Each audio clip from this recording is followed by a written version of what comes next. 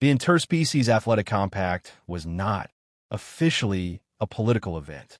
This was the position of the Compact's founding charter, reaffirmed at every opening ceremony for the past 60 years, and repeated by every diplomat who had ever been asked why the Dominion Council funded it so generously. It was a celebration of biological diversity, a festival of physical achievement, a reminder that across all the vast and varied species of known space, the drive to push the body beyond its limits was something very close to universal. It was absolutely not a way for larger, stronger, faster species to remind smaller ones of their place. Absolutely not. The Kethera sent their striders. 2.5 meters of lean, multi-jointed muscle, evolved on a high-gravity world, capable of sustained running speeds that would shred a human knee in under 4 minutes. They had won every long-distance event for 11 consecutive cycles. The Verratti arrived in reinforced environmental suits because their natural grip strength kept cracking the standard issue. They held the lifting records in 9 of 12 strength categories. Their smallest competing athlete weighed 412 kilograms and had the resting heart rate of a boulder. The Sul sent 6 swimmers whose gill-lined bodies moved through water the way a current moves, not fighting the medium, not even working with it, simply being part of it. And Earth sent 7 athletes. No household names, no professional contracts. A distance runner from Nairobi named Amara. A swimmer from São Paulo named Davi. A lifter from Lagos named Emeka, who went by Emeka and had forearms like bridge cables. A gymnast, a climber, a sprinter, and a fighter named Sergeant Rho Park, who was technically still active military and had been added to the roster at the last minute when the original fighter broke his collarbone in training. The Dominion commentators cataloged their arrival with polite indifference. The Verratti delegation did not look up. The assessor assigned to process the human team was a Kethera physiologist named Selveth. 12 compact cycles, 31 species. She could look at a body and know within minutes what it was capable of. She processed the humans in an afternoon. Cardiovascular output, significant but not exceptional. Grip strength, well below the Verratti, below even the mid-tier species. Skeletal density, adequate. Reflex response, faster than expected, but nothing that would trouble a Kethera strider. She filed her baseline report that evening and noted, with professional generosity, that the human delegation showed above-average cardiovascular potential and competitive reflex scores. She did not know what she had seen when she asked the runner Amara to perform a standard 10-minute aerobic assessment on the track. She did not note it because she did not know what to do with it. In 12 cycles, processing athletes from 31 species, she had never had to ask a subject to stop the assessment early because the machines needed recalibrating. She had never had a subject finish a 10-minute aerobic test and ask if they could keep going. She had never had to say to a creature a full head shorter than her, with bones she could have snapped barehanded, "The assessment is complete," and had the subject look at her with polite confusion and say, "Oh, I was just getting warm." Selveth filed her baseline report and did not mention it to anyone. The first event was the long-distance run. 40 kilometers over mixed terrain, the Compact's signature endurance test, designed 60 years ago by a committee that had never considered what it meant to design a course for a persistence hunter. The Kethera striders went to the front immediately. This was expected. This was tradition. Their stride length alone covered ground that smaller species needed 3 steps to match, and their high-gravity musculature meant that the uphill sections, which punished every other species, barely registered as effort. By kilometer 5, the 2 striders led by 4 minutes.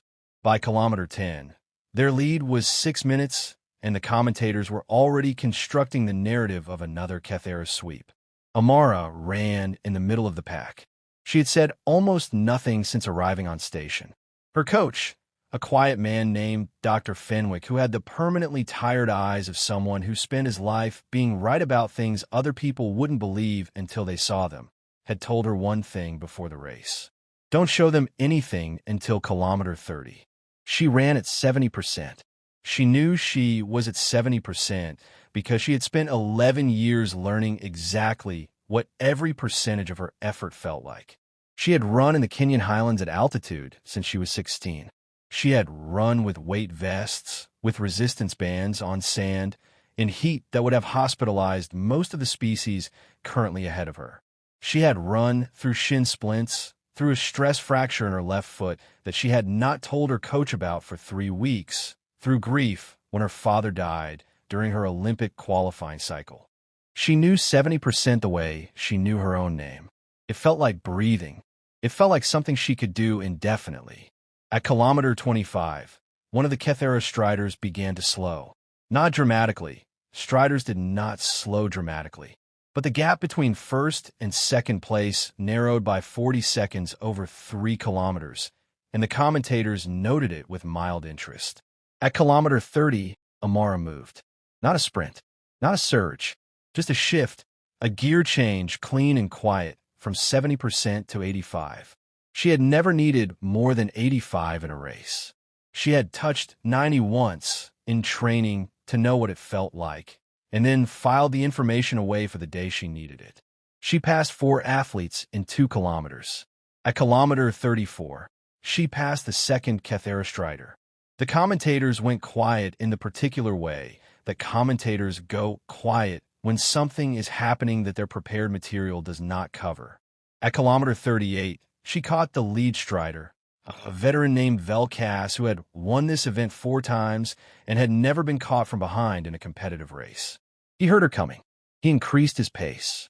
In 11 years of competition, increasing his pace in the final stretch had never failed to break a challenger. Amara increased her pace to match, and then increased it again. She crossed the finish line 14 seconds ahead of Velkas. She was not breathing hard. She stopped at the finish line, hands on hips, and looked back at the course with the expression of someone taking inventory. Velkas crossed seconds later and immediately sat down on the track. His support team converged on him with electrolytes and cooling equipment. Amara watched this with a small frown. "Is he okay?" she asked Dr. Fenwick. "He's fine. He just ran 40 kilometers. So did I." "Yes," said Fenwick. "You did." Emeka had not expected to medal. He had expected to compete respectably, to represent his species without embarrassing anyone, and to learn things about variety lifting technique that he could bring back to his gym in Lagos. He had watched recordings of variety athletes the way a student watches a master, with reverence and the quiet understanding that some gaps in ability are too wide to close. He weighed 94 kilograms. The variety lifters averaged 380.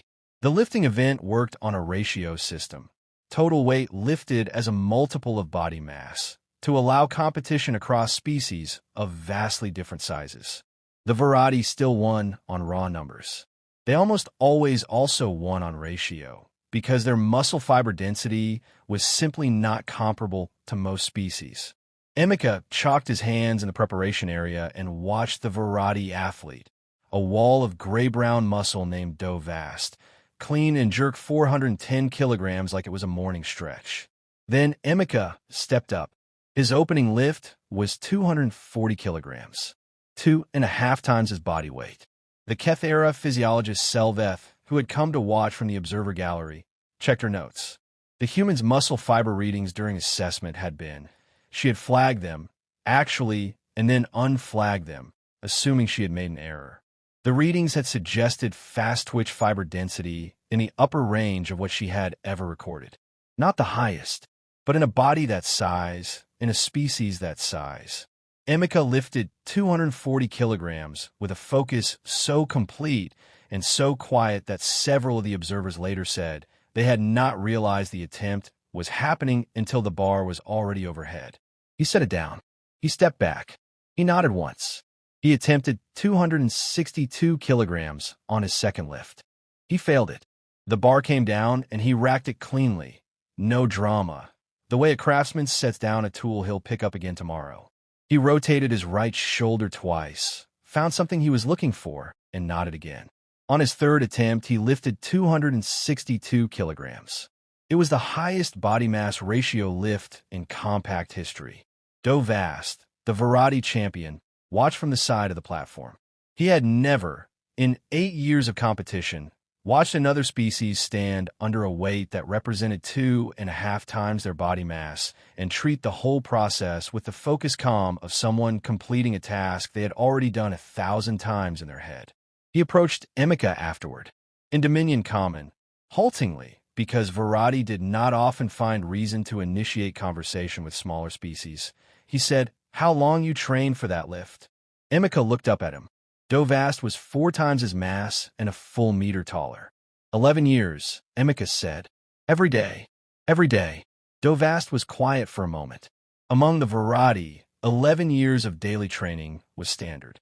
The Virati were generationally strong. They were born with more muscle mass than most species ever developed. 11 years of training was expected before a Virati athlete was considered competitive. What you lift when you start? Davi asked. 40 kilograms, Emeka said. My own body weight. Davi processed this.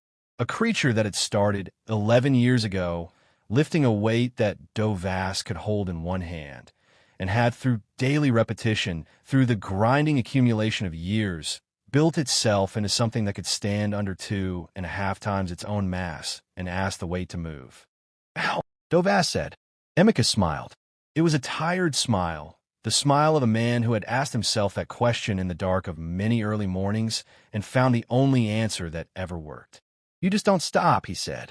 Sergeant Rho Park had been told, clearly and more than once, that her job was to compete respectably and not start a diplomatic incident. She understood this. She agreed with it. She had every intention of competing respectably. The fighting event was a point-based system, controlled contact, predetermined rule sets, designed to allow competition across species with wildly different anatomies and strength profiles. Protective equipment was mandatory. The scoring algorithm weighted technique and precision over raw power. This theoretically leveled the field. Her first opponent was a Seoul martial specialist who was ranked 3rd in the compact's previous cycle. The Seoul were fast and precise.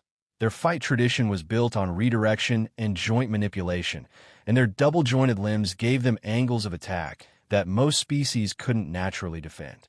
The match lasted 4 minutes. Rho won by points, 12-3. Afterward, the Seoul fighter, who had not lost a first-round match in 6 years, sat on the edge of the mat and said to his coach, in Seoul, which Rho did not speak, she saw everything. Every single thing I did, she had already decided what she was going to do about it. I was not fighting a person. I was fighting someone's entire memory of how to fight. Rho's second opponent was a Kethera combat specialist with a reach advantage of 60 centimeters. She won by points, 9-7. It was not clean. She took 3 significant hits that rocked her back on her heels and drew the concerned attention of the ringside medical monitor. She did not stop moving. This was the thing that the medical monitor filed in her incident report that evening, trying to articulate something that kept slipping away from her. Clinical language. The human did not stop moving. 3 times she absorbed impact that the monitor's sensors registered as force sufficient to cause meaningful physical distress. 3 times she moved through it, not shaking it off, not pretending it hadn't happened, but incorporating it, filing it, and continuing, as if pain was information rather than instruction. Her third match was against the Virati fighting specialist, a category that the compact had created specifically because Virati fighting specialists tended to destroy equipment designed for other species. The match was listed as an exhibition, not a scored event, because the weighting algorithm simply could not normalize the physical differential. It was expected to last about 90 seconds. Rho's coach pulled her aside before she walked out. "You know what you're doing?" he said.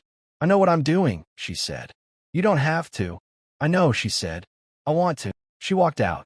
The Virati fighter, whose name was Grathon and who stood 2 meters tall and outweighed her by 220 kilograms, regarded her from across the mat with an expression that Selveth, watching from the gallery, would later describe as genuine confusion.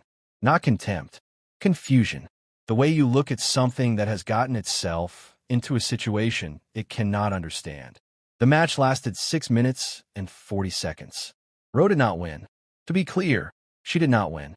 Grathon was 220 kilograms of combat trained muscle and the outcome of the match, on points, was not close. But 6 minutes and 40 seconds is a very long time. Every time Grathon put her on the mat, she got up. Every time he created distance and reset, she closed it again. At the 4-minute mark, something changed in the gallery. Selveth felt it before she understood it. A shift in the quality of the silence. The way a room full of people changes when they stop watching something expected and start watching something they have no category for. At 5 minutes, Grathon was breathing harder than Rho was. At 6 minutes, he landed a blow that should have ended it. She went down hard. The medical monitor was already rising from her seat. Rho got up. Not fast. Not defiantly. She just got up the way you get up when getting up is the next thing on the list. Methodical. Inevitable. Grathon stopped. He stood in the center of the mat and looked at her. And for the first time in a match, he looked like he was thinking about something other than technique. The match ended 30 seconds later on a judge's call. Grathon won on points, as expected, as was always going to happen. He walked to the center of the mat for the formal conclusion. Rho walked to meet him. He looked down at her for a long moment. Then, in Varadi, a language with no word for the concept it was trying to express, so it reached for the closest thing it had. He said something that the translator rendered as, "You are very poorly designed for this. Why do you keep going?" Rho considered the question. She had a bruise forming across her left ribs, and her right eye was swelling, and she was going to feel this for a week.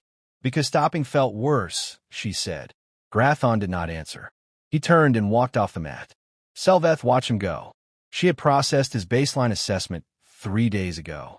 408 kilograms of evolved, purpose-built strength from a species that had been physically dominant in this competition for 20 years. He was the first one to look away. Selveth filed a supplementary assessment 3 days after the closing ceremony that IT was not required. No one had asked for it.